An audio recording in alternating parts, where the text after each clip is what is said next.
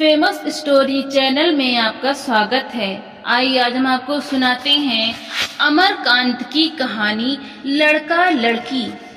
सितंबर बीतते बीतते बरसात समाप्त हो चुकी थी और आकाश निर्मल एवं नीला दिखाई देने लगा था। चंदन ने उन्हीं दिनों एक फिल्म देखी। वो एक गोरा, खूबसूरत और पतला छरहरा नौजवान था जिसको चलते हुए देखकर किसी वायु प्रकंपित ताजे बेंत की याद आ जाती। वो लाड प्यार में पला एक अच्छे खाते पीते देहाती परिवार का लड़का था जो बीए की शिक्षा ग्रहण कर रहा था और विश्वविद्यालय के पास स्थित एक मोहल्ले में एक किराए के कमरे में रहता था। उस फिल्म का मुख्य अभिनेता उन्हीं फिल्मी लोकप्रिय नायकों की तरह था जो सर्वगुण संपन्न होते हैं और उछल कूद, फन, होशियारी और भावुकता का प्रदर्शन करके अंत में लड़की का हृदय जीत लेते हैं। फिल्में तो उसने बहुत देखी थी, लेकिन इसने उस पर गहरा असर डाला और कई दिनों तक वो सड़कों पर बेचैन घूमता रहा और अंधेरी रातों में आकाश एवं तारों की रहस्यमयता को निहारता रहा। उसके बाद वह शहर की उग्र राजनीतिक हलचलों में भाग लेने लगा। वो कभी किसी जुलूस या प्रदर्शन में शामिल होकर नारे लगाता, कभी किसी सार्वजनिक सभा में भाषण करता और 2 बार आगे बढ़कर उसने छात्रों की हड़ताल में हिस्सा लिया। इसी रास्ते से वो महानता के शिखर पर पहुंचेगा और अपने देश को महान बनाएगा। लेकिन कुछ ही दिनों बाद वो तेजी से साहित्य की ओर मुड़ा, क्योंकि किसी पत्रिका में एक कहानी पढ़कर उसको सहसा महसूस हुआ था कि साहित्य का क्षेत्र ऊंची प्रतिभाओं से शून्य है। वो अब लंबी प्रेम कहानियां और कविताएं लिखने के साथ रत जगा करने लगा। उसने संपादकों के पास अपनी कुछ रचनाओं के साथ कुछ लंबे आदर्शवादी और व्यक्तिगत पत्र भेजे और जब कुछ रचनाएं लौट आईं तो वो शहीदाना ढंग से व्यंग पूर्वक मुस्कुराया कि ये लोग एक दिन उसके पैरों पर गिरेंगे। वो अब अपने से बेहद संतुष्ट रहने लगा और अब उसको एक सुंदर लड़की की जरूरत महसूस होने लगी जो उसकी अद्वितीयता से प्रभावित होकर उस पर अपना जीवन न्यौछावर कर दे। किंतु बहुत सी घटनाओं में तलाश करने के बावजूद जब उसे ऐसी लड़की नहीं मिली तो वो अत्यधिक परेशान हो उठा, क्योंकि वो अधिक प्रतीक्षा नहीं कर सकता था। एक दिन सवेरे जब हवा तेज चल रही थी तथा वो अपने कमरे के सामने टहल रहा था तो उसकी दृष्टि तारा की ओर गई जो खुली छत पर खड़ी अपने बाल सुखा रही थी। वो उसी मकान में रहने वाले एक क्लर्क की लड़की थी जिसके कमरे का वो किराएदार था। लड़की का रंग सांवला था, शरीर लंबा तथा दोहरा, जिसके अलावा और कोई खास बात उसमें न थी। वो बार बार अपने बालों को झटक रही थी और उन पर धूप पूरी तरह पड़ सके इसके लिए शरीर को कभी बाईं ओर मोड़ लेती थी और कभी दाईं ओर। एक बार हवा इतनी तेज चली कि उसके बाल उड़ने लगे, गोया असंख्य काले सर्प भाग रहे हों। उसका आंचल भी उड़ उड़ जाता, जिसको संभालने में उसको खेल का मजा आने लगा और वो शरारत से मुस्कुराई। और तभी उसकी नजर नीचे चंदर की ओर गई और वो बेहद संकुचित हो गई और अपने शरीर को सिकोड़ तथा झुकाकर घर के अंदर भाग गई। चंदर को बेहद आश्चर्य हुआ। उसने कभी सोचा भी न था कि उस लड़की में इतनी चंचलता और शौखी हो सकती है। कमल के नाल की तरह झूलती नंगी बाहें और हथनी की तरह मांसल शरीर। दरअसल उसने उस लड़की को कभी महत्व नहीं दिया था, यहाँ तक कि उसको ठीक से देखा भी नहीं था। यद्यपि वो उसके घर के अंदर आता जाता था और उसके यहाँ दावतों और समारोहों में कई बार शामिल भी हो चुका था।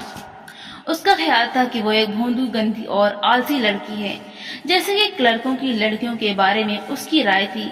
वो 3 मील पैदल चलकर कॉलेज पहुंचती थी, उतनी ही वापस लौटती थी, मामूली कपड़े पहनती थी तथा घर में डांट फटकार सुनती रहती थी। यह सब सोचकर चंदर को उस लड़की पर इतनी दया आई कि वो वर्तमान सामाजिक व्यवस्था के प्रति प्रबल आक्रोश से भर उठा। वो उस लड़की के भाग्य को सुधारेगा और इस तरह समस्त सामाजिक व्यवस्था का क्रूर प्रहार करेगा तथा एक साधारण लड़की को प्यार करके देश के सामने अपनी महानता को सिद्ध कर देगा। और इस महत्वपूर्ण निश्चय पर पहुंचकर उसको अपने ऊपर एक वीर नायक की तरह गर्व हुआ। वो बहुत ही आसानी से उत्साह एवं उमंग की मूर्ति बन गया और दूसरे दिन से उस लड़की को एक ऐसे प्रेमी की नजर से देखने लगा जो अपने प्यार की खातिर बड़े से बड़ा त्याग करने को तैयार हो। जब वो कॉलेज जाने लगती तो वो साफ सुथरे कपड़े पहनकर कमरे से बाहर आकर खड़ा हो जाता और कॉलेज से लौटने के समय भी वो मौजूद मिलता। कभी कभी वो कुछ दूर तक उसका पीछा करता, कभी रास्ते में ही खड़ा दिखाई देता और कभी कभी छुट्टी होने के समय कॉलेज के गेट के सामने व्यस्तता पूर्वक इधर उधर जाते हुए नजर आता। इसके बाद वो उससे बातचीत करने की कोशिश करने लगा। क्या समय है? आज देर से क्यों जा रही हो? कॉलेज में आज छुट्टी नहीं है? उखड़े उखड़े से प्रश्न आंखों में दया, दुख और शहादत की भावनाएं तैरा करती। फिर तो उसकी गतिविधियां कुछ इस ढंग से बढ़ी कि लड़की को सचेत हो जाने के लिए मजबूर होना पड़ा। पहले तो उसको अचंभा हुआ, फिर उसको अविश्वास से देखने लगी। यहाँ तक कि कुछ ही दिनों बाद उसकी आंखों से एक अजीब भय झांकने लगा। उस दिन चंदर काफी आगे बढ़ गया। जब वो अपने कमरे में बैठा था और तारा कॉलेज से वापस आई थी, चंदर ने पहले कमरे के दोनों दरवाजों के बाहर देखा और जब कोई दिखाई न पड़ा तो गलियारे से जल्दी जल्दी गुजरती हुई तारा को उसने पास बुलाया। तारा ने उसको चौंक कर देखा, फिर उसका चेहरा फक पड़ गया और वो डरती डरती कमरे के अंदर आई और सर झुकाकर खड़ी हो गई। तुम्हारी पढ़ाई कैसी चल रही है तारा? चंदर ने किसी हितैषी के अधिकार से पूछा। ठीक चल रही है। कोई कठिनाई है? कोई कठिनाई है? नहीं। कठिनाई महसूस होने पर पूछ सकती हो। मैं कोई भूत नहीं हूँ, बस यही समझ लो कि मैं तुम्हारा कोई नुकसान नहीं देख सकता। तारा का सर झुका रहा। चंदन ने उठकर कमरे में 2 बार चहलकदमी की, फिर वो तारा के एकदम निकट आकर बोला, तारा, तुमको डरना नहीं चाहिए, अपने को ही नहीं समझना चाहिए। तुम्हें बहुत सी अच्छाइयां हैं, डरने की क्या जरूरत है? उसकी बातों का तारा पर न जाने कैसा असर हुआ कि उसका चेहरा रोदन की हल्की लकीरों में खो गया और वो अचानक छटक कर कमरे के बाहर निकल गई। तारा ने जल्दी से किताबें रखी और एकांत कमरे में बैठकर चुपचाप आंखें पोंछने लगी। वो सचमुच अपने को बहुत छोटा महसूस करने लगी, गोया किसी ने संकेत करके यह बता दिया हो कि उसका स्थान कहाँ है। वो अपने माँ बाप के प्रथम भूख प्यास की लड़की थी और उसको कभी बहुत लाड़ प्यार भी मिला था।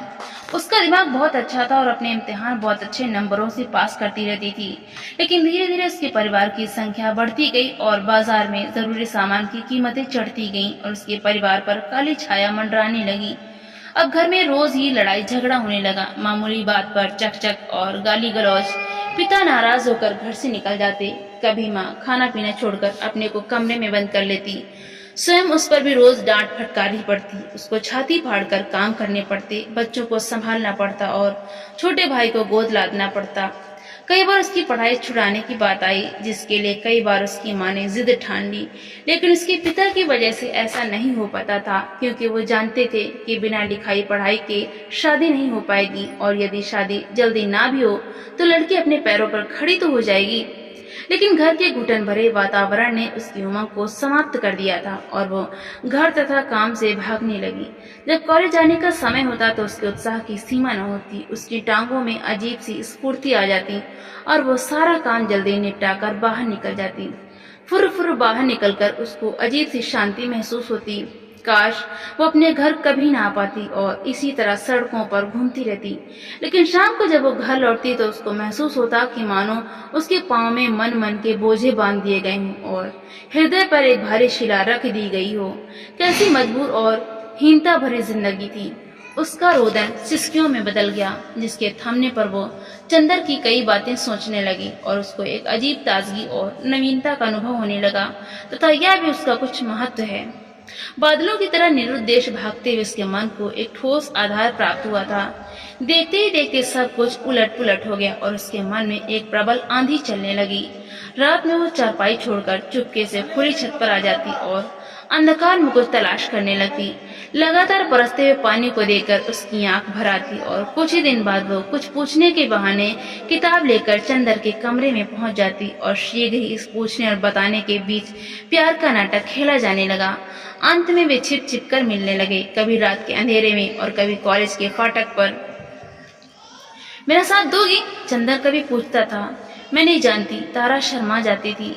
नहीं, मैं साफ साफ बातें सुनने का आदी हूँ। दूंगी, मैं दुनिया को दिखा दूंगा, चंदर गर्व से कहता था। इसके बाद चंदर बहुत ही ऊंचाई से अपना जीवन दर्शन पेश करने आ जाता।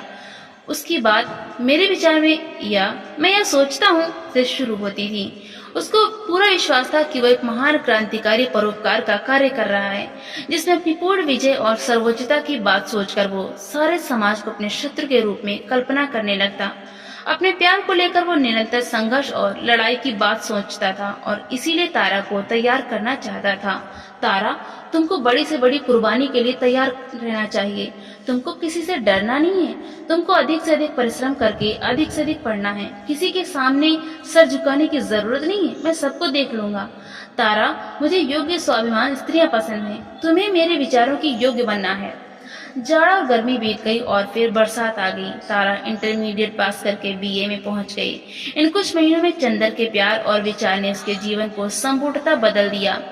उसकी आंखों में सदा एक चमक दिखाई देती, जैसे प्रातःकाल पूर्वी क्षितिज का अंधेरा फट जाता है। उसने अपने और जीवन के दोषों को नई दृष्टि से देखा और वह जल्दी से जल्दी चंदर के अनुकूल बनने के लिए उत्सुक हो उठी। उसके होंठों पर सदा एक मधुर और विश्वासपूर्ण मुस्कुराहट छाई रहती और वो उत्साह, स्फूर्ति, स्नेह और सद्भाव की मूर्ति बन गई। वो तड़के उठ जाती, घर की सफाई वफाई करके खुद नहाकर अंगीठी जला देती और समय पर नाश्ता करके सबको आश्चर्यचकित कर देती। उसने दूसरों की अन्य आवश्यकताओं पर ध्यान देना शुरू किया। उसने सबके कपड़े प्रेस करने, पिताजी तथा छोटे भाइयों के जूते पॉलिश करने तथा माताजी के लिए तम्बाकू चढ़ाने का नियम बना लिया। अब माँ को सवेरे नियमित रूप से पानी भरे लोटे में रखे नीम की दातुन तथा भोजन के समय सबको प्याज और चटनी अवश्य मिल जाती। वो छोटे भाई बहनों को समय पर उठाकर तैयार करा देती तथा उनको खिला पिलाकर पढ़ने के लिए बिठा देती। जब वो कॉलेज जाती तो उसका मन सदा चंदर के प्यार से पुलकित रहता और वो अपनी सहेलियों के सामने भी बातचीत में सदा चंदर के विचारों को ही दुहारती रहती। उसका जीवन एक महान दिलचस्पी, विश्वास एवं प्रतीक्षा में परिवर्तित हो गया था। एक दिन जब वो कॉलेज से लौटी तो उसकी माँ उसके छोटे भाई पप्पू को गालियां दे रही थी। माँ, ये ठीक नहीं है, तारा ने कहा। क्या ठीक नहीं है? गालियां देना? अरे मेरी भौजी, तुम मुझे सिखाने चली है, आओ तो झाड़ू से बात करूं। तारा का मुंह क्रोध से तमतमाने लगा और आंखें चमकने लगी। उसने झंझनाती आवाज में कहा, आप मेरे प्रति ऐसी जबान में नहीं बोल सकती। क्या? तेरी यह हिम्मत? मैं अब बड़ी और जिम्मेदार हो गई हूँ, मैं ऐसा बर्दाश्त नहीं करूंगी। अरे पप्पू, बुला अपने बाप को। उसकी माँ चीख पड़ी, आने दो उनको, मैं तेरा दीदा नवाती हूँ। बाप रे, ये लड़की हाथ से निकलती जा रही। ठहर जा, मैं तेरा पढ़ना लिखना छुड़ाती हूँ और इसी साल तुझे घर से भगाती हूँ। मैं कहीं नहीं जाऊंगी, तारा ने दृढ़ स्वर में कहा। क्या कहा? तू शादी नहीं करेगी? नहीं। नहीं तो क्या करेगी? छाती पर मूंग दलेगी? मूंग क्यों दलूंगी? मैं अधिक से अधिक पढ़ूंगी और अपने पैरों पर खड़ी होंगी। मैं अपनी समस्या खुद हल करूंगी, तुमको चिंता करने की जरूरत नहीं है। पढ़ूंगी मैं। माँ होठ विकृत करके बोली, तू पढ़ेगी क्या? सारे खानदान की नाक कटाएगी। रह, जबान लड़ाने का मजा चखाती हूँ। उसके बाद उसकी माँ ने पास में रखे एक डंडे को उठा लिया और आगे लपक कर उस पर प्रहार करने लगी। तारा पहले चीखी, इसके बाद काट की तरह खड़ी होकर मार खाती रही। उसका मुंह लाल हो गया था और आंखों से झरझर आंसू गिर रहे थे। आंसुओं से भीगे हुए होठों में वो बुदबुदाई, मार कर तो मेरी जान ले सकती हो, लेकिन मेरे विचारों को बदल नहीं सकती। तारा ने भोजन त्याग दिया। वो पहले की तरह सब काम करती रही, लेकिन अन्न को हाथ न लगाती। पहले तो माँ जिद में कुछ न बोली, लेकिन जब 2 दिन बीत गए तो माथा ठनका। इसको पता नहीं इधर क्या हो गया है, कहीं सचमुच जान न दे दे। इसके लक्षण इधर समझ में नहीं आते। देर तक बना श्रृंगार करती रहती है, बातें भी बुजुर्ग की तरह करती हैं। लड़की को यह सब शोभा नहीं देता है। इज्जत आबरू के साथ दिन कट जाए, यही बहुत है। उसने पति से सारी बात कह देना उचित समझा और कहकर स्वयं रोने लगी। पति ने पहले पत्नी को बहुत फटकारा, फिर वो तारा के पास जाकर बैठ गए। उन्होंने साफ साफ बात कहना उचित समझा। प्रश्न पर प्रश्न। तारा पहले हिचकिचाई, लेकिन पिता ने कहा कि वो पढ़ी लिखी लड़की हैं, वो उसे साफ साफ बातें सुनना चाहते हैं। पिता के स्वर में अपार सहानुभूति थी। तारा अपने को रोक न सकी। उसने सब कुछ बता दिया और उसकी हिचकियां बन गईं।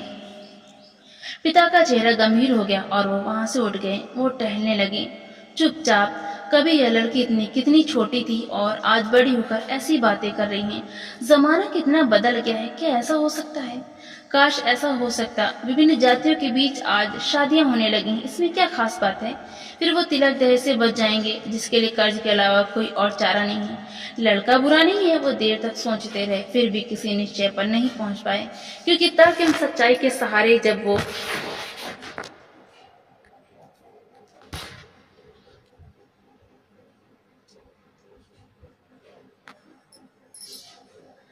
देर तक सोचते रहे, फिर भी किसी निश्चय पर नहीं पहुंच पाए, क्योंकि तर्क एवं सच्चाई के सहारे जब वो 2 कदम आगे बढ़ते थे, पुराने संस्कार उनके कदम को पीछे खींच लेते थे। रात में देर तक पति पत्नी खुसर खुसर करते रहे।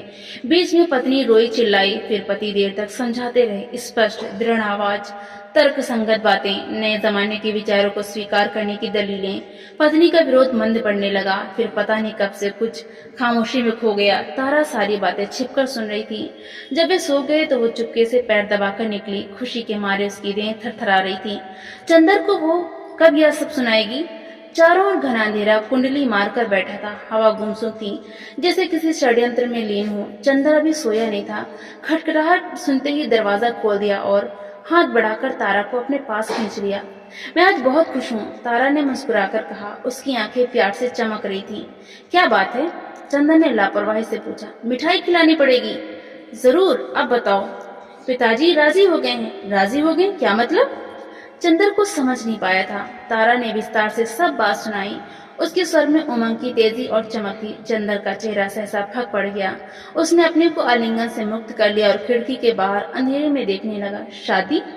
वो अपने को महान समझता था और उसकी कल्पना थी कि उसका प्यार महान संघर्ष, महान तूफान और महान कुर्बानी के दौर से गुजरेगा। उसके प्यार की ऐसी साधारण परिणति होगी, ऐसा उसने सोचा भी न था। उसका मुंह देखते ही देखते कठोर हो गया। क्या बात है? तारा डर गई। यह धोखा है, उसने घृणा से मुंह बिचकाते हुए कहा। क्या धोखा है? तुम धोखेबाज हो। तुमने शुरू से आखिर तक मेरे साथ धोखा किया है। क्या धोखा किया है? बताती क्यों नहीं? तारा ने रुआंसे स्वर में कहा। हाँ, किया है। इसी के लिए तुम मेरे पीछे पड़ी हुई थी, पर आज मैं समझ गया कि तुम जीवन में कुछ नहीं कर सकती।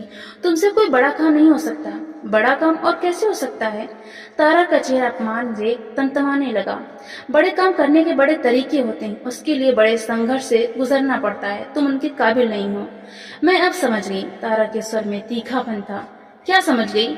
आप मुझे प्यार नहीं करते। आप प्यार कर ही नहीं सकते। क्या मतलब? चंदर चौंक पड़ा। मतलब स्पष्ट है, प्यार की चरम परिणति है शादी। इसी मंजिल तक पहुंचने के लिए संघर्ष और कुर्बानियां दी जाती हैं, लेकिन अब यह मंजिल प्राप्त हो जाती है तो आपको खुशी नहीं होती। इसका अर्थ है कि आपके संघर्ष की बातें जिम्मेदारियों से बचने और स्वार्थ को छिपाने का बहाना है। मैंने तो जीवन के आरंभ से ही संघर्ष किया है। आपने क्या किया? आप भूख जानते हैं? आपको गरीबी, जिल्लत, घुटन, ऊब, निराशा का पता है? साफ तो यह है कि आपको एक नारी देह की जरूरत है और जरूरत है अपने अहंकार की तृप्ति की। तुम वाहियात बकरी हो, चंदन ने घूर कर कठोर स्वर में कहा। हाँ, वाहियात बकरी हूँ, तारा और भी तीखी आवाज में बोली। लेकिन आज आपको सबको सुनना पड़ेगा। मैं आपको कितना प्यार करती हूँ यह नहीं बता सकती, लेकिन आज आपकी भी गलत बातों को मैं बर्दाश्त नहीं कर सकती। आपका भी ऐसे ही कहना है। आपके लिए तो मैं बड़े से बड़ा त्याग करने को तैयार थी, लेकिन इधर मैंने यह महसूस करना शुरू कर दिया है कि आप केवल अपनी बातों को महत्व देते हैं, दूसरों की भावनाओं की आप कतई परवाह नहीं करते। कितनी बार मेरी इच्छा हुई कि आपसे अपने मन की बातें कहूँ, अपने दुख सुख की, अपनी कल्पनाओं की, भविष्य की। कई बार मैं कोई अच्छी किताब पढ़कर आती थी और उसके बारे में आपसे बातें करना चाहती थी, लेकिन आप मेरी हर बात को काट कर अपनी बातें शुरू कर देते थे। वही उपदेश, वही छात्र आंदोलन के अनुभव। आपको दो ही बातों से मतलब है, एक मेरी देह से और दूसरे मुझे उपदेश देने से। मैं मेहनत करूं, मैं कुर्बानी देने को तैयार हो जाऊं, आप क्या करोगे? आप क्या मेहनत करते हैं? बात तो यह है कि आप सदा हवा में उड़ते रहना चाहते हैं, और आज जब जमीन पर उतरने का मौका आया है, त्याग करने का समय आया है, तो आप जान बचाना चाहते हैं। इसलिए आप नाराज हैं। अपने लिए मौजपूर्ण गैर जिम्मेदार और दूसरों के लिए परिश्रम, कर्तव्य और जिम्मेदारी, यही आपका जीवन दर्शन है। पर मैं आपसे यह पूछती हूँ कि आपने मेरा जीवन क्यों बर्बाद किया? खैर, आप यह बात गांठ बांधकर रख लीजिए कि मैं किसी की दया पर निर्भर नहीं रहना चाहती। अंत में अपनी बातें रुदन में बिखर गईं और वो तेजी से बाहर निकल गई। चंदर कुछ देर तक कमरे में सुनने खड़ा रहा। ऐसी उम्मीद उसको न थी। कुछ क्षणों के लिए उसको लगा कि तारा की बातें सही हैं। तब तक वो अपने को बहुत ही छोटा महसूस करने लगा, लेकिन शीघ्र ही उसने अपने को इस भावना से मुक्त कर लिया। अब उसका मुंह क्रोध और घृणा से विकृत हो गया। एहसान करने का यह फल मिलता है, जिसको उसने कीचड़ से निकाला था वो उसी पर प्रहार कर रही है। यह है दुनिया। उसने अंधेरे में थूका और जोर से दरवाजा बंद कर लिया। तो दोस्तों, आपको कहानी कैसी लगी? लाइक करें, ज्यादा से ज्यादा शेयर करें और कमेंट करके हमें जरूर